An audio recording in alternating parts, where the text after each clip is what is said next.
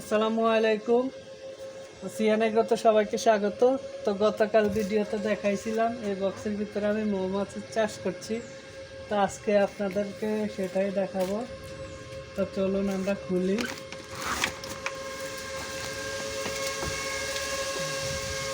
তো এইটা আসলে একটা ইনকিউবেটর। ফ্যানগুলোর আওয়াজে শোনা যায় যে মৌমাছি আওয়াজ দিচ্ছে।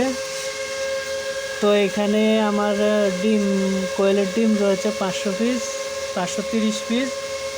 তো এই মেশিনটা আগেও অনেকবার ভিডিওতে হয়তো দেখেছিলেন, কিন্তু ভিতরে একটু কাজ করাইছিলাম। আগে সবগুলো ফালাই দিয়ে নতুন করে কাজ করাইছি। তো ধন্যবাদ সবাইকে ভিডিওটি দেখার জন্য। আল্লাহ হাফেজ।